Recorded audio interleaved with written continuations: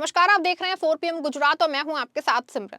मध्य प्रदेश के बुरहानपुर जिले के नेपा नगर तहसील में स्थित चैनपुरा गांव में 13 से 15 जनवरी 2026 तक आदिवासी एकता परिषद द्वारा आयोजित 33वां आदिवासी सांस्कृतिक एकता महासम्मेलन सफलता पूर्वक संपन्न हुआ। इस महासम्मेलन में आम आदमी पार्टी के फायर ब्रांड नेता और गुजरात विधानसभा के युवा सदस्य चैतर वसावा को मुख्य वक्ता के रूप में आमंत्रित किया गया था।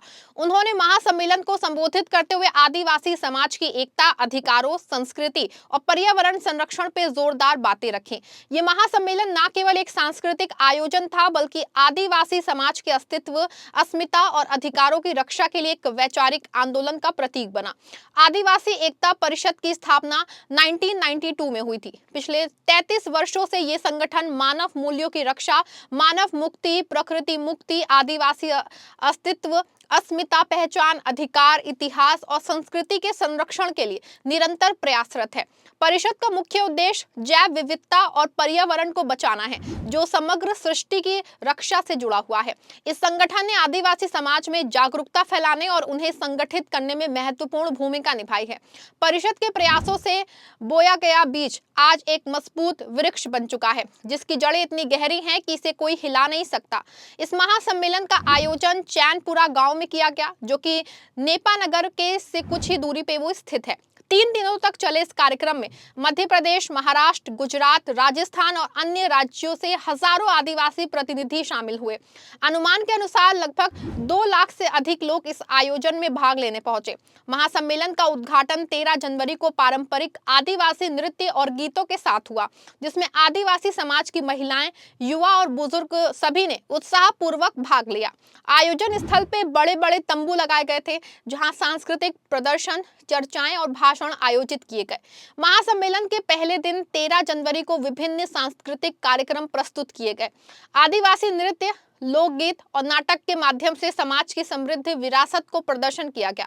इन कार्यक्रमों में आदिवासी समाज की पारंपरिक वेशभूषा जैसे रंग बिरंगी पगड़ी, साड़ियां और गहने पहने हुए कलाकारों ने दर्शकों को मंत्रमुग्ध कर दिया। ये आयोजन केवल मनोरंजन नहीं था बल्कि आने वाली पीढ़ियों को अपनी संस्कृति से जोड़ने का माध्यम बना। आयोजकों ने बताया कि ऐसे कार्यक्रमों से आदिवासी युवा अपनी जड़ों से जुड़ते हैं और अपनी पहचान को मजबूत बनाते हैं। दूसरे दिन 14 जनवरी को महासम्मेलन में कई प्रमुख वक्ताओं ने अपनी बात रखी। इसमें दादा का भाषण विशेष रूप से उल्लेखनीय था। उन्होंने आदिवासी समाज की चुनौतियों पर प्रकाश डाला और कहा कि हमें अपनी संस्कृति और अधिकारों की रक्षा के लिए एकजुट होना चाहिए। दादा ने अपने भाषण में आदिवासी इतिहास का जिक्र किया और बताया कि कैसे पुरखों ने संघर्ष किया, और उन्होंने युवाओं से अपील की कि वो शिक्षा और जागरूकता के माध्यम से समाज को आगे बढ़ाएं। उनका भाषण प्रेरणादायक था और दर्शकों ने तालियों से स्वागत किया। महासम्मेलन का मुख्य आकर्षण तीसरे दिन 15 जनवरी को चैतर वसावा का संबोधन था।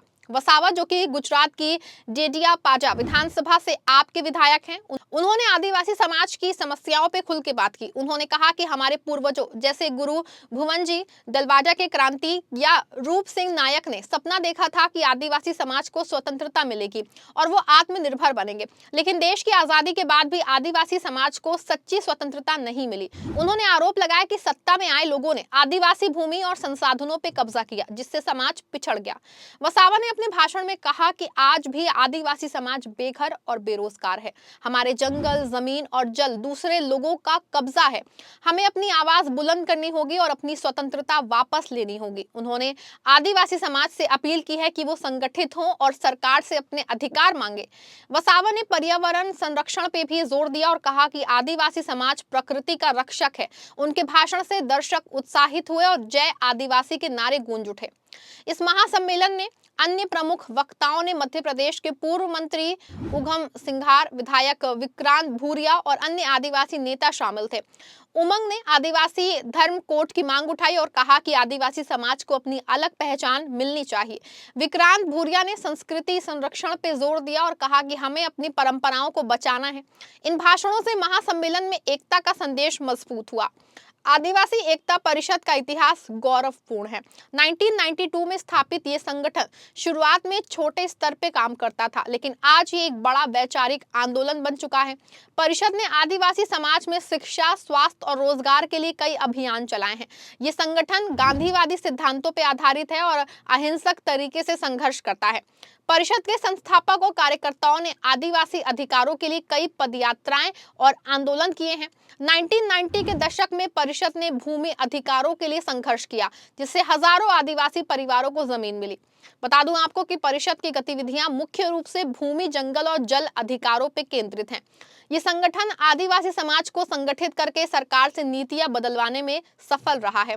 2012 में परिषद ने जन सत्याग्रह अभियान चलाया, जिसमें हजारों लोग दिल्ली तक पदयात्रा करके पहुंचे। इस अभियान में भूमि सुधार कानून में बदलाव हुए। परिषद ने आदिवासी महिलाओं को सशक्त बनाने के लिए काफी कार्यक्रम भी चलाए हैं। आज परिषद 12 राज्यों में सक्रिय है और लाखों सदस्यों का समर्थन प्राप्त है। इस महासम्मेलन का महत्व इसलिए भी अधिक है क्योंकि आदिवासी समाज आज कई चुनौतियों का सामना कर रहा है। विस्थापन, भूमि अधिग्रहण और पर्यावरण संरक्षण जैसी समस्याएं बढ़ रही हैं। महासम्मेलन में इन मुद्दों पर चर्चा हुई और समाधान के लिए प्रस्ताव पारित किए गए। आयोजकों ने मांग की कि सरकार आदिवासी क्षेत्रों में विकास कार्यों को प्राथमिकता दे और उनकी संस्कृति का सम्मान करे। महासम्मेलन में जल, जंगल, जमीन की रक्षा पे विशेष जोर दिया गया। महासम्मेलन में सांस्कृतिक एकता का प्रदर्शन देखने लायक था। विभिन्न राज्यों से आए आदिवासी समूहों ने अपने लोक नृत्य प्रस्तुत किए। गुजरात से आए कलाकारों ने गरबा नृत्य किया, जबकि मध्य प्रदेश के आदिवासियों ने भगोरिया नृत्य दिखाया। इन कार्यक्रमों में साफ हुआ कि आदिवासी संस्कृति कितनी विविध और समृद्ध है। महासम्मेलन में युवाओं की भागीदारी विशेष रूप से उत्साहजनक थी। कई युवा नेताओं ने मंच संभाला और अपनी बात रखी। इस आयोजन से आदिवासी समाज में नई ऊर्जा का संचार हुआ। परिषद के कार्यकर्ताओं ने बताया कि ऐसे महासम्मेलन से समाज एकजुट होता है और अपनी मांगों को मजबूती से उठाता है। महासम्मेलन के दौरान कोई अप्रिय घटना नहीं हुई और सब कुछ शांतिपूर्ण रहा। पुलिस और प्रशासन की ओर से सुरक्षा के पुख्ता इंतजाम किए गए थे। बता दूं आपको कि 33वां आदिवासी सांस्कृतिक एकता महासम्मेलन आदिवासी समाज के लिए एक मील का पत्थर साबित हुआ। चैतर वसावा जैसे नेताओं के संबोधन से समाज में जागरूकता बढ़ी। आदिवासी एकता परिषद का ये प्रयास सराहनीय है, जो पिछले 33 वर्षों से निरंतर जारी है। ऐसे आयोजन भविष्य में भी जारी रहने चाहिए ताकि आदिवासी समाज अपनी पहचान और अधिकारों को मजबूत रख सके। इस खबर पर दोस्तों आपकी क्या राय है, कमेंट में जरूर बताइए। फिलहाल के इस खबर में इतना ही। ऐसी तमाम बड़ी और राजनीतिक खबरों के लिए बने रहें और देखते रहें 4 PM गुजरात। धन्यवाद।